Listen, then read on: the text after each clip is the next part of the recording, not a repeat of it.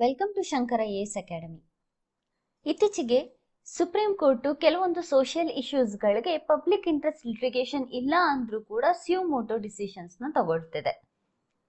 So ಯಾಕೆ ಈ ತರ ಡಿಸಿಷನ್ಸ್ ನ ತಗೊಳ್ತಿದೆ, ಓನ್ ಡಿಸಿಷನ್ ನ ತಗೊಳ್ತಾ ಇದೆ, ಓನ್ ಸ್ಟೆಪ್ಸ್ ಗಳನ್ನ ತಗೊಳ್ತಾ ಇದೆ ಅಂತ ಹೇಳಿದ್ರೆ, ಸೊಸೈಟಲ್ ಲೆವೆಲ್ ಅಲ್ಲಿ ಎನ್ವಿರಾನ್ಮೆಂಟಲ್ ಥ್ರೆಟ್ ಜಾಸ್ತಿ ಆಗ್ತಾ ಇದೆ. ಹಾಗೆಯೇ ಕೆಲವೊಂದು ಹರಾಸ್ಮೆಂಟ್ ಕೇಸಲ್ಲಿ ಕೂಡ ಸುಪ್ರೀಂ ಕೋರ್ಟ್ ತನ್ನ ಸ್ಯೂಮೋಟೋ ಡಿಸಿಷನ್ಸ್ ನ ತಗೊಂಡಿದೆ. ಸೊ ಈ ಒಂದು ನಿಟ್ಟಿನಲ್ಲಿ ಇತ್ತೀಚೆಗೆ ಹೈದರಾಬಾದ್ನಲ್ಲಿ ನಡೆದಂತಹ ಮರಗಳ ತೆಲಂಗಾಣ ಅಂದ್ರೆ ಹೈದರಾಬಾದ್ ಅಲ್ಲಿ ಯೂನಿವರ್ಸಿಟಿಯಲ್ಲಿ ಟ್ರೀಸ್ಗಳನ್ನ ಕಟ್ ಡೌನ್ ಮಾಡಲಾಯಿತು, ಡಿಫಾರೆಸ್ಟೇಷನ್ ಆಕ್ಟಿವಿಟೀಸ್ ಅನ್ನ ಜಾಸ್ತಿ ಮಾಡಲಾಯಿತು.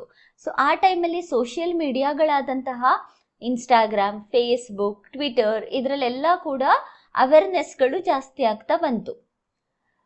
ಸೊ ಇದರಿಂದ ಕಾಚಾ ಗಚಿಬೋಲಿ ಏರಿಯಾ ಅದು. ಸೊ ಇದಕ್ಕೆ ಏನ್ ಮಾಡ್ತು, ಸುಪ್ರೀಂ ಕೋರ್ಟು ಸ್ಯೂಮೋಟೋ ಡಿಸಿಷನ್ ತಗೊಂಡ್ಬಿಟ್ಟು ಏಪ್ರಿಲ್ 3ರಂದು ಈ ಆಕ್ಟಿವಿಟಿಯನ್ನ ಸ್ಟಾಪ್ ಮಾಡಬೇಕು ಅಂತ ಹೇಳ್ಬಿಟ್ಟು ಹೇಳಲಾಯ್ತು.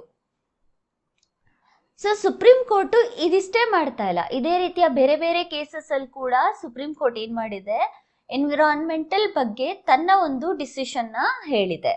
ಇದರಿಂದ ಗವರ್ಮೆಂಟ್ಗೆ ನೆಕ್ಸ್ಟ್ ಸ್ಟೆಪ್ಗಳನ್ನ ತಗೊಳ್ಳೋದಕ್ಕೆ ಹೆಲ್ಪ್ ಆಗುತ್ತೆ. ಅದೇ ರೀತಿ ಎನ್ವಿರಾನ್ಮೆಂಟಲ್ ಕನ್ಸರ್ವೇಷನ್ ಯಾರೆಲ್ಲ ಕನ್ಸರ್ವೇಷನ್ ಮಾಡ್ತಿದ್ದಾರೆ ಆ ತರದವ್ರಿಗೂ ಕೂಡ ಒಂದು ಮೋಟಿವೇಶನ್ ಕೂಡ ಸಿಕ್ದಾಗತ್ತೆ.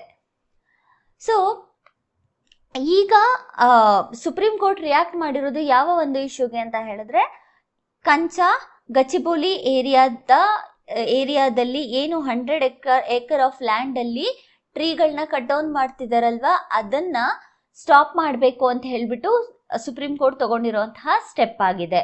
ಸೊ ಇದಕ್ಕೋಸ್ಕರ ಚೀಫ್ ಸೆಕ್ರೆಟರಿ ಅವ್ರ ಹತ್ರ ಕೂಡ ಏನಕ್ಕೆ ಈ ಇಷ್ಟೆಲ್ಲ ಮರಗಳನ್ನ ಕಟ್ ಡೌನ್ ಮಾಡ್ತಾ ಇದ್ದಾರೆ, ಸೊ ಇದರಿಂದ ನಮ್ಮ ಫಾರೆಸ್ಟ್ ಕವರು, ಭಾರತದ ಫಾರೆಸ್ಟ್ ಕವರು ರೆಡ್ಯೂಸ್ ಆಗುತ್ತೆ, ಕ್ಲೈಮೇಟ್ ಚೇಂಜ್, ಗ್ಲೋಬಲ್ ವಾರ್ಮಿಂಗ್ ಆಗುತ್ತೆ. ಸೊ ಇದಕ್ಕೋಸ್ಕರ ನೀವೇನಕ್ಕೆ ಈ ತರ ಸ್ಟೆಪ್ ನ ತಗೊಂಡ್ ಬಂದಿದ್ದೀರಾ ಅಂತ ಹೇಳ್ಬಿಟ್ಟು ಎಕ್ಸ್ಪ್ಲನೇಷನ್ ಕೊಡ್ಬೇಕು ಅಂತ ಹೇಳ್ಬಿಟ್ಟು ಸುಪ್ರೀಂ ಕೋರ್ಟ್ ರಿಯಾಕ್ಟ್ ಮಾಡಿರೋದನ್ನ ನಾವು ಈ ಒಂದು ಕೇಸ್ನ ಮೂಲಕ ನೋಡ್ಬೋದಾಗತ್ತೆ. ಸೊ ಈ ಕಂಪ್ಲೀಟ್ ಏನ್ ಆಕ್ಟಿವಿಟಿ ಇದೆ ಅಲ್ವಾ, ಇದನ್ನ ಕರೆಂಟ್ ಸ್ಟೇಟಸ್ ಮತ್ತೆ challenges, forest conservation in current status ಮತ್ತೆ ಚಾಲೆಂಜಸ್ ಅನ್ನೋ ಮೇನ್ಸ್ ಕಾನ್ಸೆಪ್ಟ್ ಅಂಡರ್ ಅಲ್ಲಿ ನೋಡ್ಕೋಬಹುದಾಗತ್ತೆ. ಹಾಗೆಯೇ ಮೇನ್ ಸಿಲೆಬಸ್ GS1 ನಲ್ಲಿ ಫ್ಲೋರಾ ಫೌನಾ ಮತ್ತೆ ಚೇಂಜಸ್ ಆಗ್ತಿರೋದ್ರ ಬಗ್ಗೆ ನೋಡ್ಕೋಬಹುದು. ಅದೇ ರೀತಿಯಲ್ಲಿ GS3 conservation, environmental pollution, degradation, environmental impact assessment under ಅಲ್ಲಿ ಈ ಒಂದು ಕಾನ್ಸೆಪ್ಟ್ ಅನ್ನ ನೋಡ್ಕೊಳ್ಬಹುದು. ಸೊ ಇದು ಕಂಪ್ಲೀಟ್ ಮೇನ್ಸ್ ಕಾನ್ಸೆಪ್ಟ್. ಮೇನ್ಸ್ ಅಲ್ಲಿ ಕೇಸಸ್ ಗಳನ್ನ ಇನ್ಕ್ಲೂಡ್ ಮಾಡೋದಕ್ಕೆ ಮತ್ತೆ ಸುಪ್ರೀಂ ಕೋರ್ಟ್ ಬಗ್ಗೆ, ಜುಡಿಷಿಯಲ್ ಇಂಟರ್ವೆನ್ಷನ್ಸ್ ಬಗ್ಗೆ ನಾವು ಬರೀಲಿಕ್ಕೆ ಈ ಒಂದು ವಿಡಿಯೋ ತುಂಬಾನೇ ಹೆಲ್ಪ್ ಆಗತ್ತೆ. ಸೊ ಇದ್ರಲ್ಲಿ ನಾವು ನೋಡಿದ್ರೆ, ಮೊದಲಿಗೆ ಈ ಟೈಮಲ್ಲಿ ಕೆಲವೊಂದು ಪೋಸ್ಟ್ ಕಾಂಟ್ರವರ್ಸೀಸ್ಗಳ ಬಗ್ಗೆ ಸುಪ್ರೀಂ ಕೋರ್ಟ್ ರಿಕಾಲ್ ಮಾಡಿಕೊಂಡಿದೆ. ಅಂದ್ರೆ ಸುಪ್ರೀಂ ಕೋರ್ಟ್ ಇದೇ ರೀತಿಯಾದಂತಹ ಕೆಲವೊಂದು ಹಿಂದೆ ನಡೆದಿರುವಂತಹ ಕೇಸಸ್ಗಳ ಬಗ್ಗೆ ಕೂಡ ಹೇಳಿದೆ. ಸೊ ಆ ಕೇಸಸ್ ಯಾವ್ದ್ಯಾವ್ದು ಅಂತ ಹೇಳಿದ್ರೆ, ಮೊದಲನೇ ಕೇಸಸ್ ಬಂದ್ಬಿಟ್ಟು ಮುಂಬೈನ ಅರೆ ಏರಿಯಾ. ಸೊ ಮುಂಬೈಯಲ್ಲಿರುವಂತಹ ಈ ಒಂದು ಅರೆ ಏರಿಯಾದಲ್ಲಿ ಏನಾಗಿದೆ ಅಂತ ಹೇಳಿದ್ರೆ, ಡಿಫಾರೆಸ್ಟೇಷನ್ ಆಕ್ಟಿವಿಟೀಸ್ ಆಗ್ತಿತ್ತು. ಸೊ ಯಾತಕ್ಕೋಸ್ಕರ ಈ ಅರೆ ಏರಿಯಾ, ಅರೆ ಮಿಲ್ಕ್ ಕಾಲೋನಿ ಅಂತಾನೆ ಕರೀತಾರೆ. ಸೊ ಈ ಏರಿಯಾದಲ್ಲಿ ಯಾಕೆ ಡಿಫಾರೆಸ್ಟೇಷನ್ ಜಾಸ್ತಿ ಮಾಡ್ತಿದ್ರು ಅಂತ ಹೇಳಿದ್ರೆ, ಮುಂಬೈ ಮೆಟ್ರೋಗೋಸ್ಕರ. ಅಂದ್ರೆ Mumbai metro corporation, rail corporation limited ಏನ್ ಮಾಡಿತ್ತು, ಕಾರ್ ಪಾರ್ಕಿಂಗ್ ಅನ್ನ ಮಾಡಬೇಕು ಅಂತ ಹೇಳ್ಬಿಟ್ಟು ಅರೆ ಮಿಲ್ಕ್ ಕಾಲೋನಿಯಲ್ಲಿ ಇರುವಂತಹ ಟ್ರೀಸ್ಗಳನ್ನ ಕಟ್ ಡೌನ್ ಮಾಡೋದಕ್ಕೆ ಸ್ಟಾರ್ಟ್ ಮಾಡುತ್ತೆ. ಬಟ್ ಸುಪ್ರೀಂ ಕೋರ್ಟ್ ಇಲ್ಲಿ ಜಸ್ಟ್ 84 ಮರಗಳನ್ನ ಕಟ್ ಡೌನ್ ಮಾಡೋದಕ್ಕೆ ಪರ್ಮಿಷನ್ ಕೊಟ್ಟಿರುತ್ತೆ, ಬಟ್ 177 ಮರಗಳನ್ನ ಕಟ್ ಡೌನ್ ಮಾಡ್ತಾರೆ. ಸೊ ಇದರಿಂದ MMRCLಗೆ ಇದು ಜಸ್ಟ್ ಒಂದು ಏರಿಯಾ ಆಗಿರ್ಬೋದು, ತಮ್ಮ ಡೆವಲಪ್ಮೆಂಟಲ್ ಪ್ರಾಜೆಕ್ಟ್ ನ ಇಂಪ್ಲಿಮೆಂಟ್ ಮಾಡೋದಕ್ಕೋಸ್ಕರ ತಗೊಬಂದಿರುವಂತಹ ಡಿಸಿಷನ್ ಆಗಿರ್ಬೋದು ಅಥವಾ ಸ್ಟೆಪ್ಸ್ ಆಗಿರ್ಬೋದು, ಈವನ್ ದೋ ಗವರ್ಮೆಂಟ್ಗೆ.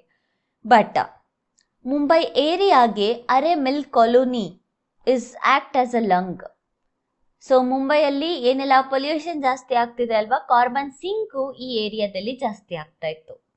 ಸೊ ಇದರಿಂದ ಪೊಲ್ಯೂಷನ್ ರೆಡ್ಯೂಸ್ ಆಗುತ್ತೆ ಅನ್ನುವಂತಹ ಯೋಚನೆ ಕೂಡ ನಾವು ಮಾಡ್ಬೋದಾಗಿತ್ತು. ಬಟ್ ಇಷ್ಟು ಟ್ರೀಗಳನ್ನ ಕಟ್ ಡೌನ್ ಮಾಡಲಾಗುತ್ತೆ ಅಥವಾ ಡಿಫಾರೆಸ್ಟೇಷನ್ ಮಾಡಲಾಗತ್ತೆ. ಅದ್ರ ಜೊತೆಗೆ ಈ ಒಂದು ಅರೆ ಫಾರೆಸ್ಟ್ ಮುಂಬೈ ಜೊತೆಗೆ ಇನ್ನೊಂದು ಕೇಸ್ ಬಗ್ಗೆ ರಿಕಾಲ್ ಮಾಡಿದೆ. ಯಾವ ಕೇಸು ಅಂತ ಹೇಳಿದ್ರೆ Niyamgiri hill conflict. Niyamgiri hill conflict. So ಇದು ಒಡಿಶಾದಲ್ಲಿ ಆಗಿರುವಂತಹ ಕೇಸು. ಸೊ ಯಾತಕ್ಕೋಸ್ಕರ ಈ ಒಂದು ಕಾನ್ಫ್ಲಿಕ್ಟ್ ನಡೆಯುತ್ತೆ ಅಂತ ಹೇಳಿದ್ರೆ, ಈ ಕಾನ್ಫ್ಲಿಕ್ಟ್ ನಡಿಬೇಕಾದ್ರೆ ಈ ನಿಯಮಗಿರಿ ರೀಜನ್ ಅಲ್ಲಿ ಕೆಲವೊಂದು ಟ್ರೈಬಲ್ಸ್ ಇರ್ತಾರೆ. ಸೊ ಫಸ್ಟ್ ಆಫ್ ಆಲ್ ಯಾಕೆ ಕಾನ್ಫ್ಲಿಕ್ಟ್ ಅರೈಸ್ ಆಗುತ್ತೆ ಅಂತ ಹೇಳಿದ್ರೆ ಮಿನರಲ್ ಎಕ್ಸ್ಟ್ರಾಕ್ಷನ್ಗೋಸ್ಕರ. ವೇದಾಂತು ಮಲ್ಟಿನ್ಯಾಷನಲ್ ಕಂಪನಿಯವರು ಈ ರೀಜನ್ ಅಲ್ಲಿ ಬಾಕ್ಸೈಟ್ ಓವರ್ ಇದೆ, ಸೊ ಅದನ್ನ ಎಕ್ಸ್ಟ್ರಾಕ್ಟ್ ಮಾಡಬೇಕು ಅಂತ ಹೇಳ್ಬಿಟ್ಟು ಗೌರ್ಮೆಂಟ್ ಇಂದ ಪರ್ಮಿಷನ್ ತಗೊಂಡಿರ್ತಾರೆ. ಬಟ್ ಅಲ್ಲಿ ಇರುವಂತಹ ಈ ಒಂದು ನಿಯಮಗಿರಿ ಹಿಲ್ ರೀಜನ್ ಇದೆಯಲ್ಲ, ಇಲ್ಲಿ ಇರೋಂತಹ ದೋಂಗ್ರಿಯಾ ಕೊಂಡ್ ಟ್ರೈಬ್ಸ್, ಡೋಂಗ್ರಿಯಾ ಕೊಂಡ್ ಟ್ರೈಬ್ಸ್. ಸೊ ಇವ್ರಿಗೆ ಈ ಒಂದು ನಿಯಮಗಿರಿ ಹಿಲ್ ಬಂದ್ಬಿಟ್ಟು ಸೇಕ್ರೆಡ್ ಗ್ರೋ ಆಗಿರುತ್ತೆ. ಸೇಕ್ರೆಡ್ ಗ್ರೋ ಅಂತ ಹೇಳಿದ್ರೆ ಮರಗಳನ್ನ ಅವರು ಪೂಜಿಸ್ತಾ ಇರ್ತಾರೆ. ಸೊ ಪೂಜಿಸ್ತಾ ಆ ಮರಗಳನ್ನ ಸಂರಕ್ಷಿಸ್ತಾ ಇರ್ತಾರೆ.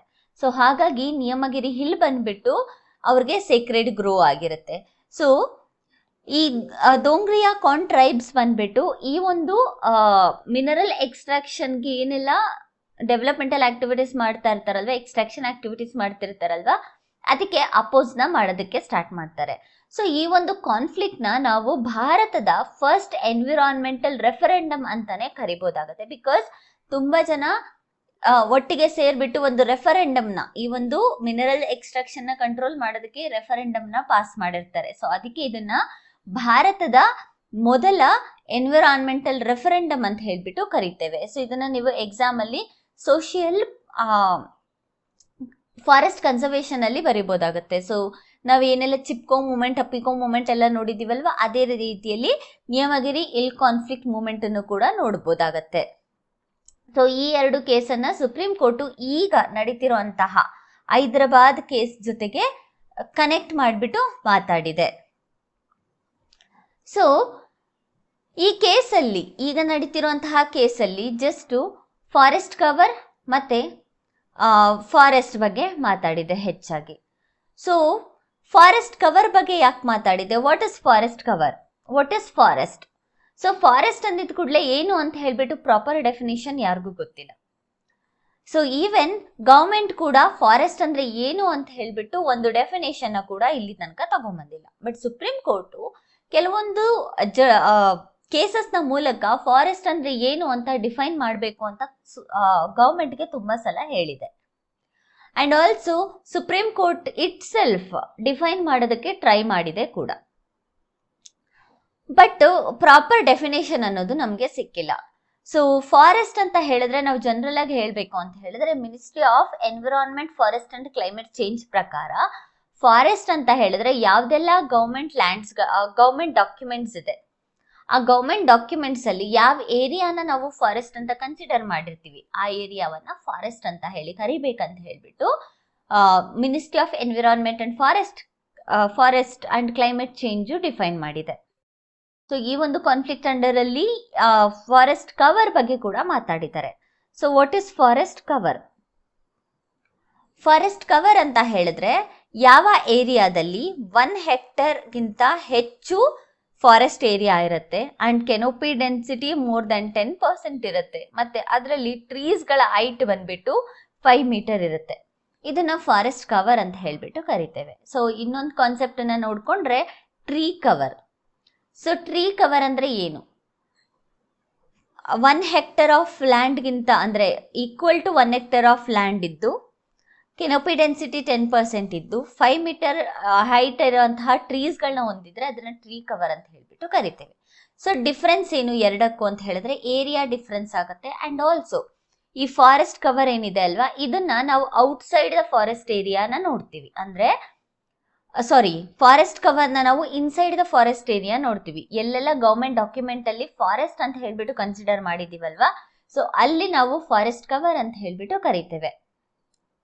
ಟ್ರೀ ಕವರ್ನ ನಾವು ಔಟ್ಸೈಡ್ ದ ಫಾರೆಸ್ಟ್ ಏರಿಯಾ ನೋಡ್ಬೋದಾಗತ್ತೆ. ಔಟ್ಸೈಡ್ ದ ಫಾರೆಸ್ಟ್ ಏರಿಯಾ ಅಂತ ಹೇಳಿದ್ರೆ ಈಗ ಕೆಲವೊಂದು ಗೌರ್ಮೆಂಟ್ ಸ್ಕೂಲ್ಸ್ಗಳಿರುತ್ತೆ, ಗೌರ್ಮೆಂಟ್ ಆಫೀಸಸ್ಗಳಿರುತ್ತೆ, ಅಂಡ್ ಆಲ್ಸೋ ಕೆಲವೊಂದು ಪ್ರೈವೇಟ್ ಸ್ಕೂಲ್ಸ್ ಅಲ್ಲಿ ಫಾರೆಸ್ಟ್ ಏರಿಯಾನ ಡೆವಲಪ್ ಮಾಡಿರ್ತಾರೆ. ಅಂಡ್ ರೋಡ್ಸ್ ಅಲ್ಲಿ ಡಿವೈಡರ್ ಅಲ್ಲಿ ಕೂಡ ಅಥವಾ ರೋಡ್ ಸೈಡ್ ಅಲ್ಲಿ ಕೂಡ ಫಾರೆಸ್ಟ್ ಅನ್ನ ಟ್ರೀಗಳನ್ನ ಬೆಳೆಸಿರ್ತಾರೆ. ಸೊ ಅದನ್ನೆಲ್ಲ ನಾವು ಟ್ರೀ ಕವರ್ ಅಂಡರ್ ಅಲ್ಲಿ ಕನ್ಸಿಡರ್ನ ಮಾಡ್ಬೋದಾಗತ್ತೆ. ಸೊ ಈ ಒಂದು ಆರ್ಟಿಕಲ್ ಅಲ್ಲಿ forest Indian state forest report ಬಗ್ಗೆ ಕೂಡ ನೋಡಿದ್ದಾರೆ. ಸೊ ಇದೊಂದು ಬೈ ಆನ್ಯುಯಲ್ ರಿಪೋರ್ಟ್. 2 ವರ್ಷಕ್ಕೆ ಒಂದ್ಸಲ ministry of environment forest and climate change ಈ ಒಂದು ರಿಪೋರ್ಟ್ ಅನ್ನ ರಿಲೀಸ್ ಮಾಡುತ್ತೆ. ಸೊ ಈ ರಿಪೋರ್ಟ್ ಪ್ರಕಾರ ಟೋಟಲ್ ಫಾರೆಸ್ಟ್ ಮತ್ತೆ ಟ್ರೀ ಕವರ್ ಬಂದ್ಬಿಟ್ಟು 8,27,357 ಸ್ಕ್ವೇರ್ ಕಿಲೋಮೀಟರ್ಸ್ ಇದೆ. ಅಂದ್ರೆ ಟೋಟಲ್ ಜಿಯೋಗ್ರಫಿಕಲ್ ಏರಿಯಾವನ್ನ ತಗೊಂಡ್ರೆ almost approximately 25% of the India's geographical area consist of forest. So forest includes forest cover and tree cover ಅಲ್ವಾ. ಸೊ ಸಪ್ರೇಟ್ ಆಗಿ ನಾವು ನೋಡ್ಕೊಂಡ್ರೆ ಫಾರೆಸ್ಟ್ ಕವರ್ ಬಂದ್ಬಿಟ್ಟು 7,15,343 ಸ್ಕ್ವೇರ್ ಕಿಲೋಮೀಟರ್ ಇದೆ. ಅಂದ್ರೆ ಟೋಟಲ್ 21.76%. ಹಾಗೆ ಟ್ರೀ ಕವರ್ ನೋಡಿದ್ರೆ 1,12,014 ಸ್ಕ್ವೇರ್ ಕಿಲೋಮೀಟರ್ ಅಂದ್ರೆ 14 ಸ್ಕ್ವೇರ್ ಕಿಲೋಮೀಟರ್ 3.41% ಏರಿಯಾನ ಕವರ್ ಮಾಡುತ್ತೆ. ಸೊ 2021 ನಿಂದ ನಾವು ನೋಡ್ಕೊಂಡ್ರೆ 1,445 ಸ್ಕ್ವೇರ್ ಕಿಲೋಮೀಟರ್ ಇನ್ಕ್ರೀಸ್ ಆಗಿದೆ. ಫಾರೆಸ್ಟ್ ಕವರ್ 156 ಸ್ಕ್ವೇರ್ ಕಿಲೋಮೀಟರ್, ಹಾಗೆ tree cover 1,289 square kilometre increase ಆಗುತ್ತೆ. ಸೊ ಟಾಪ್ ಸ್ಟೇಟ್ಸ್ಗಳು ಯಾವ್ದ್ಯಾವ್ದು ಫಾರೆಸ್ಟ್ ಕವರ್ ಅನ್ನ ಜಾಸ್ತಿ ಹೊಂದಿರೋದು ಅಂತ ಹೇಳಿದ್ರೆ ಛತ್ತೀಸ್ಗಢ, ಉತ್ತರ ಪ್ರದೇಶ್, ಒಡಿಶಾ ಅಂಡ್ ರಾಜಸ್ಥಾನ್. ಸೊ ಇದಿಷ್ಟರಲ್ಲಿ ನಾವು maximum increase in forest cover ನ ನೋಡ್ಬೋದಾಗತ್ತೆ, ಇನ್ಕ್ರೀಸ್ ಆಗಿರುವಂಥದ್ದು. ಸೊ ಈ case related to forest cover ಅಲ್ವಾ. ಸೊ ಹಾಗಾಗಿ ಫಾರೆಸ್ಟ್ ಕವರ್ ಇನ್ಕ್ರೀಸ್ ಆಗಿರುವಂತಹ ಸ್ಟೇಟ್ಸ್ಗಳು ಬಂದ್ಬಿಟ್ಟು ಛತ್ತೀಸ್ಗಢ, ಉತ್ತರ ಪ್ರದೇಶ್, ಒಡಿಶಾ ಮತ್ತೆ ರಾಜಸ್ಥಾನ್ ಆಗಿದೆ. ಸೊ ಏನು ಈ ರಿಪೋರ್ಟ್ ಅಲ್ಲಿ ನಾವು ನೋಡ್ತಾ ಇದ್ದೀವಿ, ಫಾರೆಸ್ಟ್ ಕವರ್ ಇನ್ಕ್ರೀಸ್ ಆಗಿದೆ ಅಂತ ಹೇಳ್ಬಿಟ್ಟು ನೋಡ್ತಿದ್ದೀವಿ.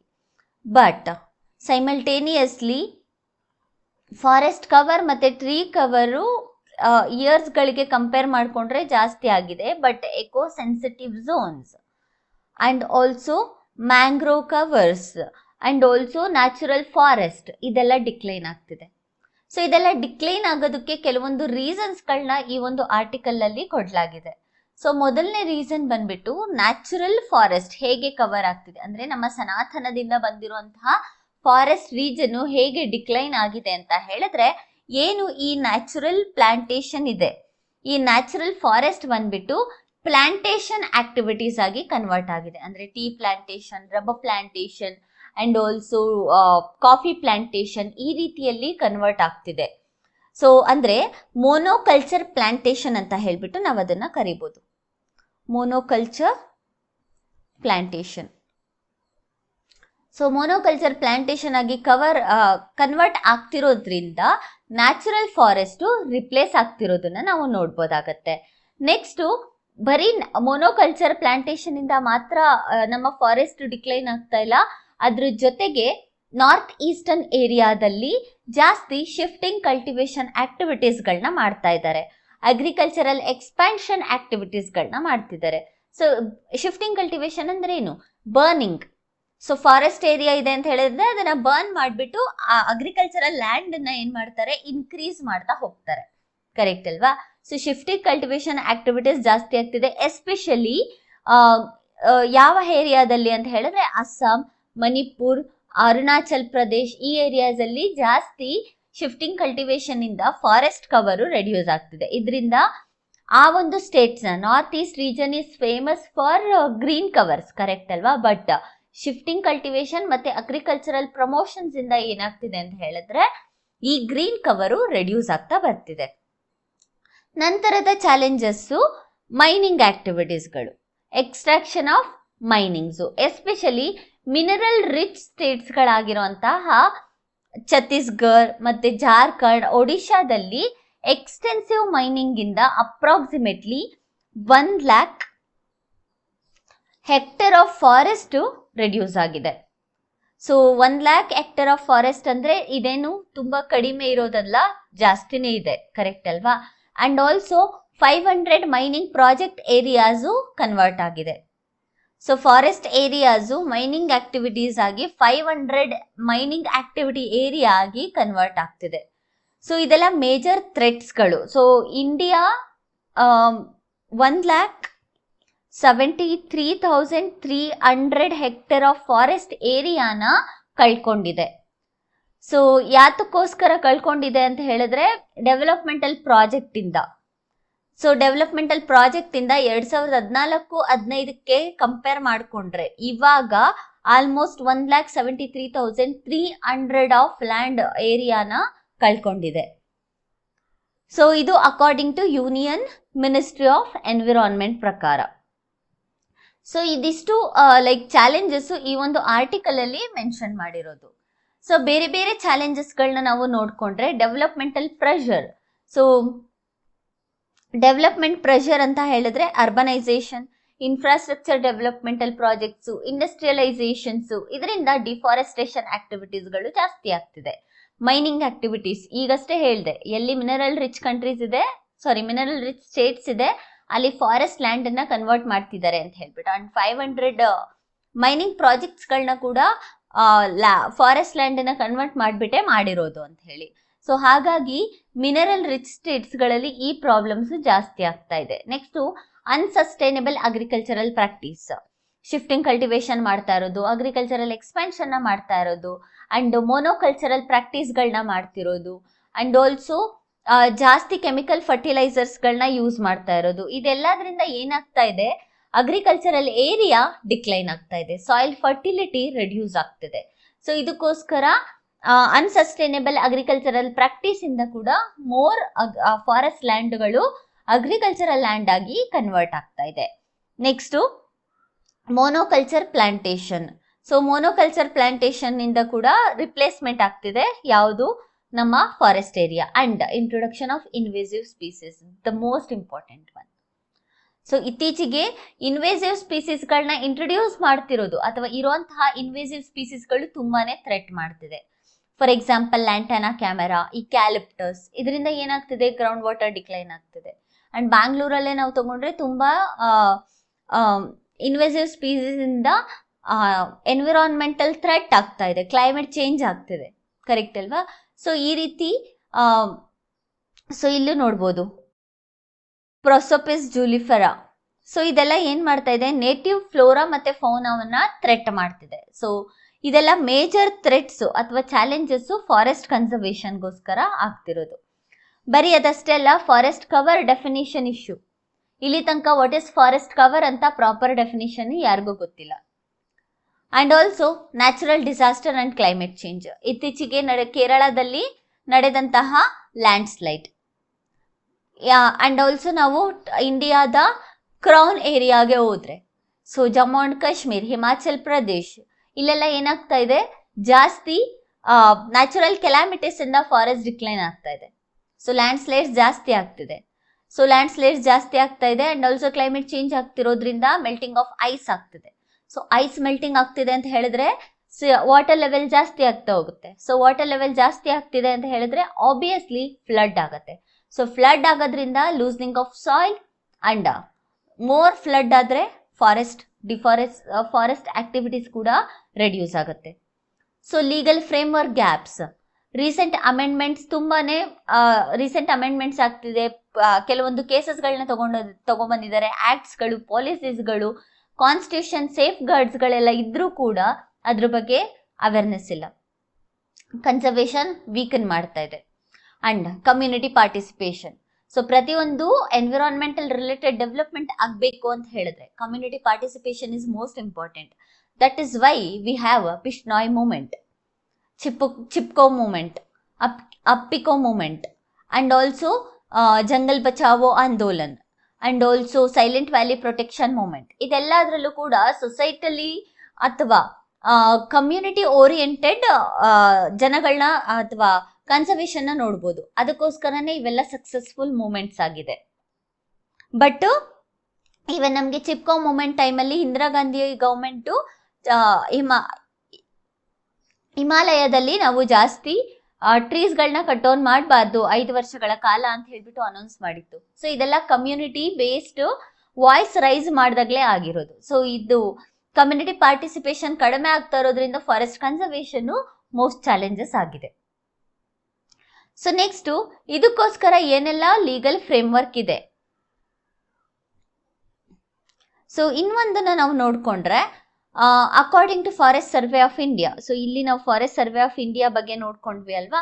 ಸೊ ಈ ಒಂದು ಫಾರೆಸ್ಟ್ ಸರ್ವೆ ಆಫ್ ಇಂಡಿಯಾ ಪ್ರಕಾರ 2,03,544 ಫಾರೆಸ್ಟ್ ಫೈರ್ ಇಂದ, ಸೊ ಎಷ್ಟು total 2,03,544 hectare of land forest fire ಇಂದ ಫಾರೆಸ್ಟ್ ಎಕೋಸಿಸ್ಟಮ್ ಕಡಿಮೆ ಆಗಿದೆ. ಸೊ ಇತ್ತೀಚೆಗೆ forest fire is the most threatened activity for the forest area. So ಇದಿಷ್ಟು ಚಾಲೆಂಜಸ್ ಫಾರೆಸ್ಟ್ ಏರಿಯಾ ಫೇಸ್ ಮಾಡ್ತಿರೋ ಅಂಥದ್ದು. ಸೊ ನೆಕ್ಸ್ಟ್ ಇದಕ್ಕಿರುವಂತಹ ಲೀಗಲ್ ಫ್ರೇಮ್ವರ್ಕ್ ಮತ್ತೆ ಜುಡಿಷಿಯಲ್ ಇಂಟರ್ವೆನ್ಷನ್ಸ್ ಬಗ್ಗೆ discuss ಮಾಡೋಣ.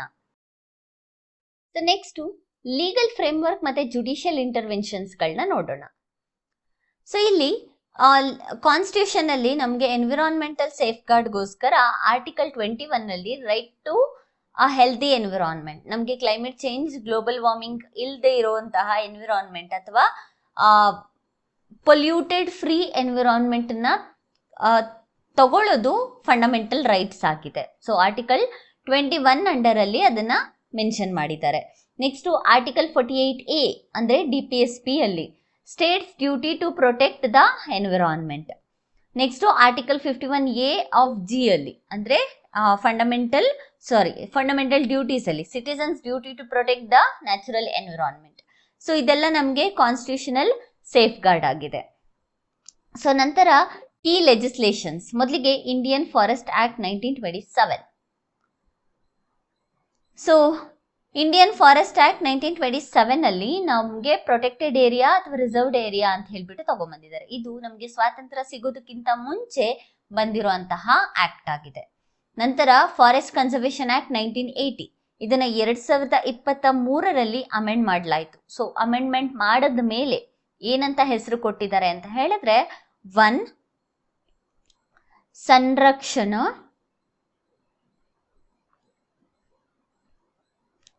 ಈವಂ Samvardhan Adhiniyam. So forest conservation act 1980 2023 amendment ನ ನಂತರ 1 ಸಂರಕ್ಷಣಾ ಈವಂ ಸಂವರ್ಧನ ಅಧಿನಿಯಮಂ ಅಂತ ಹೇಳ್ಬಿಟ್ಟು ಕರೆಯಲಾಗಿದೆ. ಸೊ ಇದರ ಮೀನಿಂಗ್ ನ ನಾವು ನೋಡ್ಕೊಂಡ್ರೆ ಫಾರೆಸ್ಟ್ ಕನ್ಸರ್ವೇಷನ್ ಅಂಡ್ ಅಗ್ಮೆಂಟೇಷನ್ ಅಂತ ಹೇಳ್ಬಿಟ್ಟು ಕರಿಬಹುದು. ಸೊ ಫಾರೆಸ್ಟ್ ಕನ್ಸರ್ವೇಷನ್ ಆಕ್ಟ್ 1980 ಯಾಕೆ ಇಂಪಾರ್ಟೆಂಟ್ ಅಂತ ಹೇಳಿದ್ರೆ, ಇದರಲ್ಲಿ ಯಾವ್ದೆಲ್ಲ ಫಾರೆಸ್ಟ್ ಆಕ್ಟಿವಿಟೀಸ್ಗಳು ಡೆವಲಪ್ಮೆಂಟಲ್ ಆಕ್ಟಿವಿಟೀಸ್ಗೋಸ್ಕರ ಚೇಂಜ್ ಆಗ್ತಿದೆ ಅಲ್ವಾ, ಅದಕ್ಕೆ ಫೈನ್ಗಳನ್ನ ಹಾಕ್ತಾರೆ. ಸೊ ಅದಕ್ಕೋಸ್ಕರ ಒಂದು ಲೀಗಲ್ ಫ್ರೇಮ್ವರ್ಕ್ ನ ಕೂಡ ತಗೊಂಡ್ಬಂದಿದ್ದಾರೆ, ಸ್ಟ್ಯಾಚ್ಯುಟರಿ ಫ್ರೇಮ್ವರ್ಕ್ ನ ಕೂಡ ತಗೊಂಡ್ಬಂದಿದ್ದಾರೆ. ಯಾವ್ದ್ರ ಅಂಡರ್ ಅಲ್ಲಿ? ಫಾರೆಸ್ಟ್ ಕನ್ಸರ್ವೇಷನ್ ಆಕ್ಟ್ ನ ಅಂಡರ್ ಅಲ್ಲಿ. ಸೊ ಇದರಲ್ಲಿ ಗವರ್ಮೆಂಟ್ ಅಲ್ಲಿ ಫಾರೆಸ್ಟ್ ಅಂತ ಇರೋ ಏರಿಯಾಸ್ಗೆ ಈ ಒಂದು ಆಕ್ಟ್ ಅಪ್ಲೈ ಆಗುತ್ತೆ, ಬೇರೆದಕ್ಕೆ ಅಪ್ಲೈ ಆಗೋದಿಲ್ಲ. Next wildlife protection act 1972. So ultimately forest region ಅಲ್ಲಿ ಇರುವಂತಹ ವೈಲ್ಡ್ ಲೈಫ್ ನ ಪ್ರೊಟೆಕ್ಟ್ ಮಾಡಿದ್ರೆ ನಮ್ಗೆ ಫಾರೆಸ್ಟ್ ಕನ್ಸರ್ವೇಷನ್ ಆಗುತ್ತೆ. So wildlife protection act ನಮ್ಗೆ ತುಂಬಾ important. Why? Because wildlife protection act under ಅಲ್ಲಿ ಬಯೋಡೈವರ್ಸಿಟಿ ಕನ್ಸರ್ವೇಷನ್ ಮಾಡೋದಕ್ಕೆ ತುಂಬಾನೇ ಸ್ಟೆಪ್ಸ್ ಗಳನ್ನ ತಗೊಂಡಿದ್ದೀವಿ.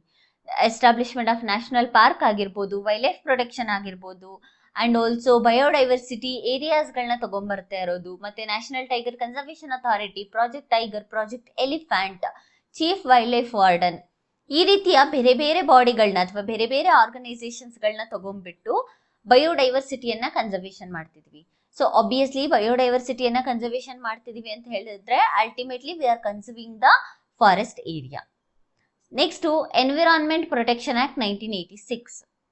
ಸೊ ಎನ್ವಿರಾನ್ಮೆಂಟ್ ಪ್ರೊಟೆಕ್ಷನ್ ಆಕ್ಟ್ 1986 ಅಲ್ಲಿ ನಾವು ಯಾಕೆ, first of all back ground ಏನು ಎನ್ವಿರಾನ್ಮೆಂಟಲ್ ಪ್ರೊಟೆಕ್ಷನ್ ಆಕ್ಟ್ 1986 ನ ಎಸ್ಟಾಬ್ಲಿಷ್ ಮಾಡೋದಕ್ಕೆ ಅಂತ ಹೇಳಿದ್ರೆ, ಆಗ ನಡೆದಂತಹ ಭೋಪಾಲ್ ಗ್ಯಾಸ್ ಟ್ರಾಜಿಡಿ. ಸೊ ಈ ತರ ಸಡನ್ ಆಗಿ ಏನಾದ್ರೂ ಥ್ರೆಟ್ ಆದ್ರೆ ಎನ್ವಿರಾನ್ಮೆಂಟ್ಗೆ ಅದಕ್ಕೆ ಯಾವ ರೀತಿ ಸ್ಟೆಪ್ಸ್ಗಳನ್ನ ತಗೊಬೇಕು ಅನ್ನೋ ಒಂದು ರೀಸನ್ಗೋಸ್ಕರ ಈ ಒಂದು ಎನ್ವಿರಾನ್ಮೆಂಟಲ್ ಪ್ರೊಟೆಕ್ಷನ್ ಆಕ್ಟ್ 1986 ನ ತಗೊಂಡ್ಬರ್ತಾರೆ. ಸೊ ಇದರ ಅಂಡರ್ ಅಲ್ಲಿ ಎಕೊಲಾಜಿಕಲಿ ಸೆನ್ಸಿಟಿವ್ ಏರಿಯಾಸ್ ಅನ್ನು ತಗೊಂಡ್ಬರ್ತೀವಿ, ಕೋಸ್ಟಲ್ ರೆಗ್ಯುಲೇಷನ್ ಝೋನ್ ನ ಎಸ್ಟಾಬ್ಲಿಷ್ ಮಾಡ್ತೀವಿ, ಜೆನೆಟಿಕಲಿ ಮಾಡಿಫೈಡ್ ಆರ್ಗ್ಯಾನಿಸಮ್ಸ್ ಅಥವಾ ಜೆನೆಟಿಕಲಿ ಮಾಡಿಫೈಡ್ ಕ್ರಾಪ್ಸ್ ಗಳನ್ನ ತಗೊಂಡ್ಬರ್ತೀವಿ, ಗ್ರೌಂಡ್ ವಾಟರ್ ಡಿಕ್ಲೈನ್ ಆಗ್ತಿರುತ್ತಲ್ವಾ ಅದನ್ನ ಪ್ರೊಟೆಕ್ಷನ್ ಮಾಡೋದಕ್ಕೋಸ್ಕರ ಗ್ರೌಂಡ್ ವಾಟರ್ ಅಥಾರಿಟಿಯನ್ನ ತಗೊಂಡ್ಬರ್ತೀವಿ, ನ್ಯಾಷನಲ್ ರಿವರ್ ಗಂಗಾ ಬೇಸಿನ್ ಅಥಾರಿಟಿಯನ್ನ ತಗೊಂಡ್ಬರ್ತೀವಿ.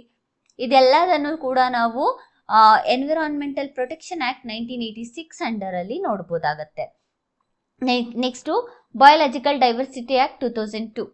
So biological diversity act 2002 under ಅಲ್ಲಿ ಬಯೋಡೈವರ್ಸಿಟಿಯನ್ನ ಕನ್ಸರ್ವೇಷನ್ ಮಾಡುತ್ತಾ ಇದೀವಿ. ಸೊ ಇದರಲ್ಲಿ ಬಯೋಡೈವರ್ಸಿಟಿಯಿಂದ ನಮಗೆ ಏನೆಲ್ಲ ಪ್ರಾಡಕ್ಟ್ಸ್ ಬರ್ತಿದೆ ಅದನ್ನ ಸಸ್ಟೈನಬಲ್ ಮ್ಯಾನರ್ ಆಗಿ ಯೂಸ್ ಮಾಡ್ಕೋಬೇಕು. ಅಂಡ್ ಬಯೋಡೈವರ್ಸಿಟಿಯನ್ನ ಬರುವಂತಹ ಪ್ರಾಡಕ್ಟ್ ಅನ್ನ ಫೇರ್ ಅಂಡ್ ಇಕ್ವಿಟಬಲ್ ಮ್ಯಾನರ್ ಆಗಿ ಶೇರ್ ಮಾಡ್ಕೊಬೇಕು. ಬಯೋಡೈವರ್ಸಿಟಿಯನ್ನ ಕನ್ಸರ್ವೇಷನ್ ಮಾಡಬೇಕು ಅಂತ ಹೇಳ್ಬಿಟ್ಟು ಈ ಒಂದು ಬಯೋಲಾಜಿಕಲ್ ಡೈವರ್ಸಿಟಿ ಆಕ್ಟ್ 2002 ಅನ್ನ ತಗೊಂಡ್ಬರ್ತೀವಿ. ಸೊ ಇದರಲ್ಲಿ ಸ್ಟೇಟ್ ಲೆವೆಲ್ ಅಲ್ಲಿ, ಸೆಂಟ್ರಲ್ ಲೆವೆಲ್ ಅಲ್ಲಿ ಅಂಡ್ ಆಲ್ಸೋ ಲೋಕಲ್ ಲೆವೆಲ್ ಅಲ್ಲಿ ಮೂರಲ್ಲೂ ಕೂಡ ಈಕ್ವಲ್ ಆಗಿ ಒಂದೊಂದು ಆರ್ಗನೈಸೇಷನ್ಸ್ ಗಳನ್ನ ತಗೊಂಡ್ಬಿಟ್ಟು ಈಕ್ವಲ್ ಆಗಿ ಮೂರು ಲೆವೆಲ್ ಅಲ್ಲೂ ಕೂಡ ಕನ್ಸರ್ವೇಷನ್, ಬಯೋಡೈವರ್ಸಿಟಿ ಕನ್ಸರ್ವೇಷನ್ ನ ಮಾಡ್ಲಾಗ್ತಿದೆ. Next forest rights act 2006. So forest rights acts ಅಲ್ಲಿ ಟ್ರೈಬಲ್ಸ್ ಗಳಿಗೆ ಕೆಲವೊಂದು ರೈಟ್ಸ್ ಗಳನ್ನ ಕೊಡಲಾಗಿದೆ ಫಾರೆಸ್ಟ್ ಕನ್ಸರ್ವೇಷನ್ಗೋಸ್ಕರ. ಅಂಡ್ ಇತ್ತೀಚೆಗೆ national action plan on climate change ಅಲ್ಲಿ ನಮ್ಮ ಟ್ರೆಡಿಷನಲ್ ನಾಲೆಡ್ಜ್ ಅನ್ನ ಯೂಸ್ ಮಾಡಿಬಿಟ್ಟು ಫಾರೆಸ್ಟ್ ಅನ್ನ ಕನ್ಸರ್ವೇಷನ್ ಮಾಡಬೇಕು ಅನ್ನುವಂತಹ ಸ್ಟೆಪ್ಸ್ ಗಳನ್ನ ಕೂಡ ತರಲಾಗಿದೆ. ಸೊ ಇದಿಷ್ಟು legal framework, legislation frame ವರ್ಕ್ಗಳು ಫಾರೆಸ್ಟ್ ನ ಕನ್ಸರ್ವೇಷನ್ ಮಾಡೋದಕ್ಕೋಸ್ಕರ. ಇನ್ನು ಜುಡಿಷಿಯರಿ ಬಗ್ಗೆ ನಾವು ನೋಡ್ಕೊಂಡ್ರೆ ಜುಡಿಷಿಯರಿ ನೋಟಬಲ್ ಇಂಟರ್ವೆನ್ಷನ್ಸ್ ಗಳನ್ನ ಮಾಡಿದೆ. ಅದರಲ್ಲಿ ಮೊದಲನೆಯ ಕೇಸ್ ಬಂದ್ಬಿಟ್ಟು Tamil Nadu Godavarman Thirumulpad versus union of India 1996. So ಇದನ್ನ ಫಾರೆಸ್ಟ್ ಕನ್ಸರ್ವೇಷನ್ ಕೇಸ್ ಅಂತಾನೆ ಕರೆಯಲಾಗುತ್ತೆ. ಫೇಮಸ್ ಆಗಿ ಫಾರೆಸ್ಟ್ ಕನ್ಸರ್ವೇಷನ್ ಕೇಸ್ ಅಂತ ಕರೆಯಲಾಗುತ್ತೆ ಈ ಒಂದು ಕೇಸನ್ನ. ಅಂದ್ರೆ ಫಾರೆಸ್ಟ್ ಅಂದ್ರೆ ಏನು ಅಂತ ಹೇಳ್ಬಿಟ್ಟು ಈ ಒಂದು ಕೇಸಲ್ಲಿ ಡಿಫೈನ್ ನ ಮಾಡಿರುತ್ತೆ ಸುಪ್ರೀಂ ಕೋರ್ಟ್. ಸೊ ಈ ಕೇಸು ನೀಲಗಿರಿ ಫಾರೆಸ್ಟ್ ರೀಜನ್ ಅಲ್ಲಿ ಇಲ್ಲಿಗಲ್ ಟಿಂಬರ್ ಆಪರೇಷನ್ಸ್ ನ ಮಾಡ್ಲಾಗ್ತಿರತ್ತೆ. ಸೊ ಅದನ್ನ ಕಂಟ್ರೋಲ್ ಮಾಡೋದಕ್ಕೋಸ್ಕರ ತಗೊಬಂದಿರುವಂತಹ ಕೇಸು ಗೋದಾವರ್ಮನ್ ತಿರುಮಲಪಡ್ ಕೇಸ್ ಆಗಿದೆ.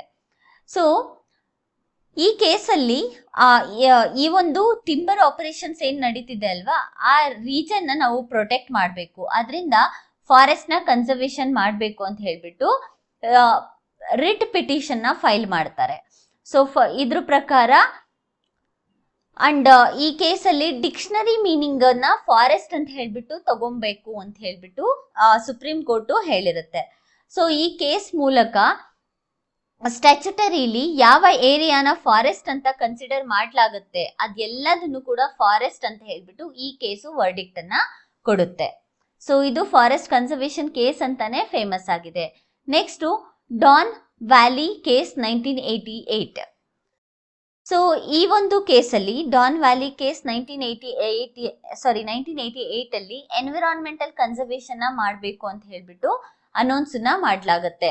ಅಂಡ್ ಡಾನ್ ವ್ಯಾಲಿ ಕೇಸ್ ನ ಎನ್ವಿರಾನ್ಮೆಂಟಲ್ ಬ್ಯಾಲೆನ್ಸ್, ಎಕೋಸಿಸ್ಟಮ್ ಬ್ಯಾಲೆನ್ಸ್ಗೋಸ್ಕರ ತಗೊಂಡ್ಬರೋದು. ನರ್ಮದಾ ಬಚಾವೋ ಆಂದೋಲನ್ 2000, ನರ್ಮದಾ ಬಚಾವೋ ಆಂದೋಲನ್, ಇದ್ರಲ್ಲೂ ಕೂಡ ಮೇಧಾ ಪಾಟ್ಕರ್, ಬಾಬಾ ಆಮ್ಟೆ ಅವ್ರನ್ನ ನೋಡ್ಬೋದಾಗತ್ತೆ. ನರ್ಮದಾ ಏರಿಯಾದಲ್ಲಿ ಟ್ರೈಬಲ್ಸ್ ಗಳ ಸೇಕ್ರೆಡ್ ಗ್ರೋವ್ಸ್ ಇರುತ್ತೆ. ಸೊ ಯಾವಾಗ ನರ್ಮದಾ ರಿವರ್ಗೆ ಡ್ಯಾಮ್ ಕನ್ಸ್ಟ್ರಕ್ಷನ್ ಪ್ರಾಜೆಕ್ಟ್ ಅನ್ನ ತಗೊಂಡ್ ಬರ್ತಾರೆ ಆವಾಗ ಎನ್ವಿರಾನ್ಮೆಂಟಲಿಸ್ಟು ಇದಕ್ಕೆ ರಿಯಾಕ್ಟ್ ಮಾಡೋದಕ್ಕೆ ಸ್ಟಾರ್ಟ್ ಮಾಡ್ತಾರೆ. ಬಟ್ ಸ್ಟಿಲ್ ನರ್ಮದಾ ಬಚಾವೋ ಆಂದೋಲನ ಸಕ್ಸಸ್ ಅಲ್ಲ, ಬಿಕಾಸ್ ನರ್ಮದಾ ರಿವರ್ಗೆ ಡ್ಯಾಮ್ ಕನ್ಸ್ಟ್ರಕ್ಷನ್ ಆಗೋಗಿದೆ ಅದಕ್ಕೋಸ್ಕರ. Next ಆರೆನ್ಸ್ judgment 2025. ಸೊ ಆರೆನ್ಸ್ ಜಡ್ಜ್ಮೆಂಟ್ ಬಂದ್ಬಿಟ್ಟು 2025. ಇದು ಸೇಕ್ರೆಡ್ ಗ್ರೋವ್ಸ್ ರಾಜಸ್ಥಾನಲ್ಲಿ ಆಗಿರುವಂತಹ ಕೇಸು. ರಾಜಸ್ಥಾನ್ನ ಟ್ರೈಬಲ್ಸ್ ಗಳು ಪ್ರೊಟೆಕ್ಟ್ ಮಾಡ್ತಿರುವಂತಹ ಸೇಕ್ರೆಡ್ ಗ್ರೋವ್ಸ್ ಅಲ್ಲಿ ಈ ಸೇಕ್ರೆಡ್ ಗ್ರೋವ್ಸ್ ಗಳನ್ನ ಡೆವಲಪ್ಮೆಂಟಲ್ ಪ್ರಾಜೆಕ್ಟ್ಗೋಸ್ಕರ ಕನ್ವರ್ಟ್ ಮಾಡೋದಕ್ಕೆ ಸ್ಟಾರ್ಟ್ ಮಾಡ್ತಾರೆ. ಸೊ ಅದಕ್ಕೋಸ್ಕರ ಅದನ್ನ ಅವಾಯ್ಡ್ ಮಾಡಬೇಕು ಅಂತ ಹೇಳ್ಬಿಟ್ಟು ರಾಜಸ್ಥಾನಲ್ಲಿ ಮೂವ್ಮೆಂಟ್ಸ್ಗಳು ನಡೆಯುತ್ತೆ. ಸೊ ಆ ಮೂವ್ಮೆಂಟ್ಸ್ ಅಲ್ಲಿ ಈ ಕೇಸು ಬರೋದು. ಸೊ ಇದರಲ್ಲಿ ಫಾರೆಸ್ಟ್ ಕನ್ಸರ್ವೇಷನ್ ಆಕ್ಟ್ 1980 ಈ ಒಂದು ಕೇಸನ್ನ ಕನ್ಸಿಡರ್ ಮಾಡಿರ್ತಾರೆ. ಯಾಕೆ ಅಂತ ಹೇಳಿದ್ರೆ ಫಾರೆಸ್ಟ್ ಕನ್ಸರ್ವೇಷನ್ ಆಕ್ಟ್ 1980 ಫಾರೆಸ್ಟ್ ಅನ್ನೋದನ್ನ ಡಿಫೈನ್ ಮಾಡಿರ್ತಾರೆ. ಸೊ ಹಾಗಾಗಿ ಆರೆನ್ಸ್ ಜಡ್ಜ್ಮೆಂಟ್ ಅಲ್ಲಿ ಆ ಒಂದು ಕೇಸನ್ನ 1980 ಆಕ್ಟ್ ಪ್ರಕಾರ ಸಾಲ್ವ್ ಮಾಡಿ ಅಂತ ಹೇಳ್ಬಿಟ್ಟು ಸುಪ್ರೀಂ ಕೋರ್ಟ್ ಹೇಳಿರುತ್ತೆ.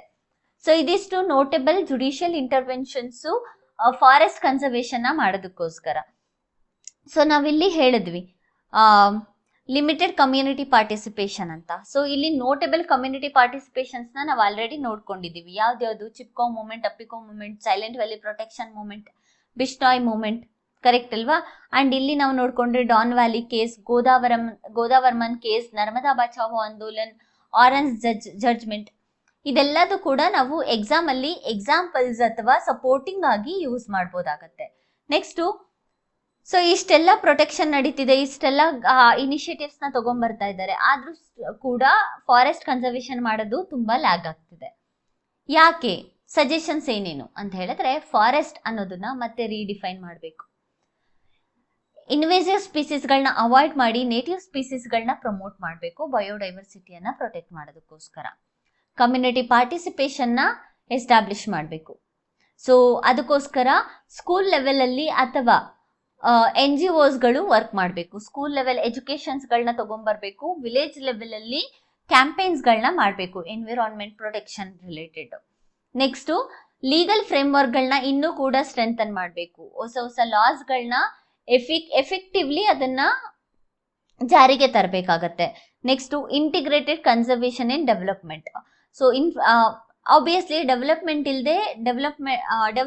ಆಕ್ಟಿವಿಟೀಸ್ ಇಲ್ಲದೆ ನಮಗೆ ಡೆವಲಪ್ಮೆಂಟಲ್ ಆಕ್ಟಿವಿಟೀಸ್ ಇಲ್ಲದೆ ನಮಗೆ ಇನ್ಕಮ್ ಬರೋದಿಲ್ಲ. ಸೊ ಅದಕ್ಕೋಸ್ಕರ ಡೆವಲಪ್ಮೆಂಟ್ ಮತ್ತೆ ಎನ್ವಿರಾನ್ಮೆಂಟಲ್ ಕನ್ಸರ್ವೇಷನ್ ಎರಡು ಕೂಡ ಬ್ಯಾಲೆನ್ಸ್ ಅಲ್ಲಿ ಹೋಗ್ಬೇಕು. ಈಗ